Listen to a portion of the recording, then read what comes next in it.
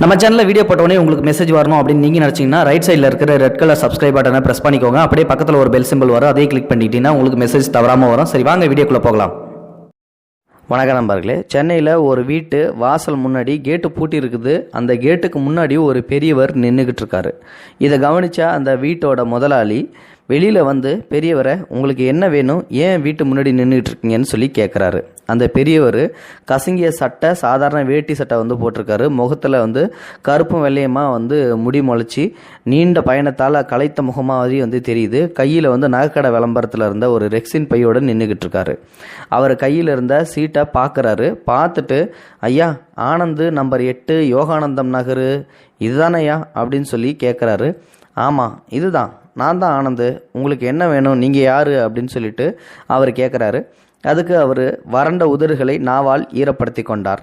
நான் உங்கள் அப்பாவோட நண்பன், காரைக்காலிலேருந்து வரேன். உங்கள் அப்பா லெட்டர் கொடுத்து அனுப்பியிருக்காரு.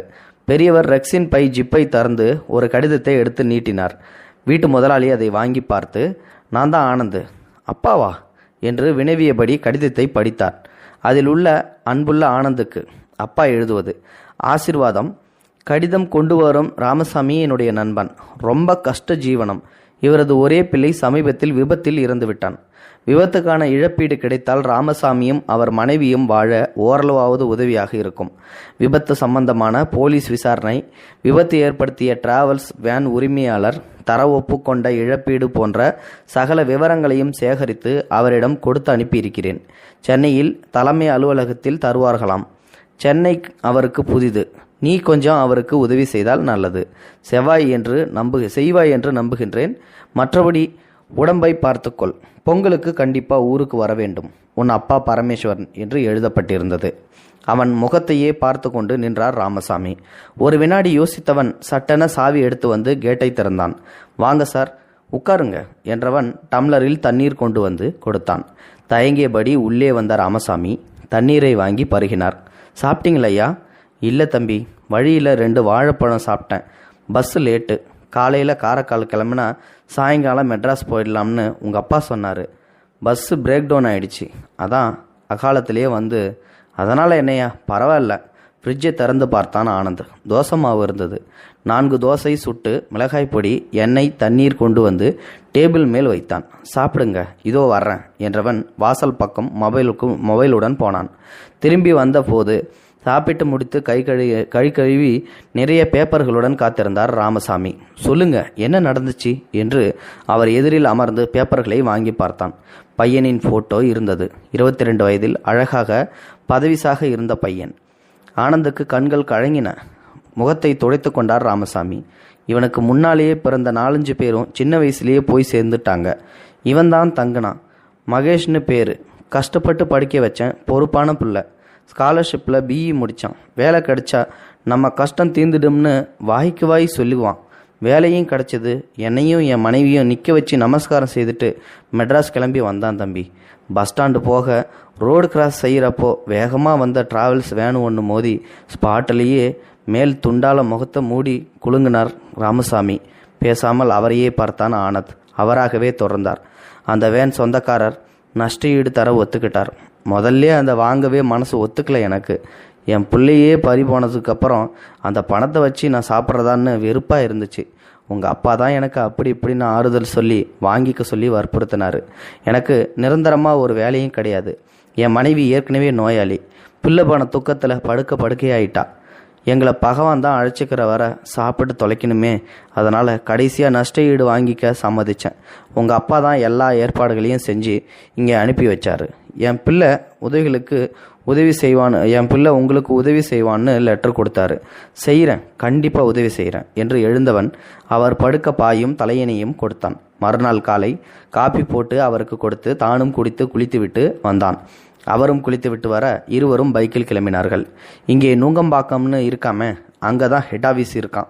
நுங்கம்பாக்கம் பக்கம்தான். நான் கூட வந்து செஞ்சு தரேன். வழியில் ஹோட்டலில் டிஃபனை முடித்து டிராவல்ஸ் ஆஃபீஸ் வந்தனர் இருவரும். ஃபார்மாலிட்டிஸ் எல்லாம் முடிந்து செக்கு கைக்கு வர மதியானம் ஆகிவிட்டது. ரொம்ப நன்றிப்பா, எனக்கு ரொம்ப சிரமப்பட்டுட்டேன். நான் இப்படியே ஊருக்கு கிளம்புறேன். இப்போ பஸ்ஸு பிடிச்சா ராத்திரிக்குள்ளேயே காரைக்கால் போயிடலாம். என் மனைவி தனியாக இருக்கா, துணைக்கு ஆள் இல்லை. நானே பஸ் ஏற்றி விடுறேன் வாங்க என்றவன் ஹோட்டலுக்கு அழைத்து போய் அவர் தர மறுத்தும் கேளாமல் சாப்பிட வைத்து தானும் சாப்பிட்டான். கோயம்பேடு வரை பைக்கில் அழைத்துச் சென்று காரைக்கால் பஸ்ஸில் ஏற்றிவிட்டான். டிக்கெட் வாங்க என்று 500 ரூபாயை பிடிவாதமாக அவர் சட்டை பாக்கெட்டில் திணித்தான். ஒரு நிமிஷம் என்று போனவன் ஒரு பிளாஸ்டிக் பையுடன் வந்தான். ஊர் போய் சேர எத்தனை நேரம் ஆகுமோ, வழியில் சாப்பிட்டுக்காங்க என்று டிஃபன் பொட்டலம், தண்ணீர் பாட்டில் அடங்கிய பையை அவரிடம் கொடுத்தான். அவர் நெகிழ்ந்து போனார்.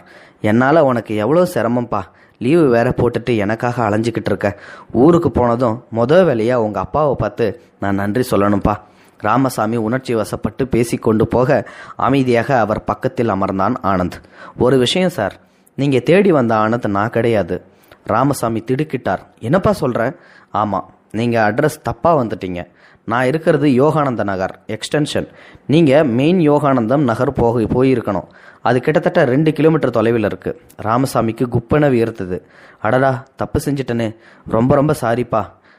நான் வந்த உடனே சொல்லியிருக்கலாமேப்பா. அனாவசியமாக எதுக்கு எனக்காக மெனக்கட்டுட்டு அவரை தடுத்தான் ஆனந்த். நீங்கள் வந்தது ராத்திரி 10:30 மணிக்கு. மெட்ராஸில் இருக்கிறவங்களுக்கு இங்கே அட்ரஸ் தேடி கண்டுபிடிக்கிறது கஷ்டம். நீங்கள் மெட்ராஸுக்கு புதுசு வேறு. அதுலேயும் நீங்கள் வந்த காரியத்தை பார்த்தா எனக்கு ரொம்ப மனசு சங்கடமாக போயிடுச்சு.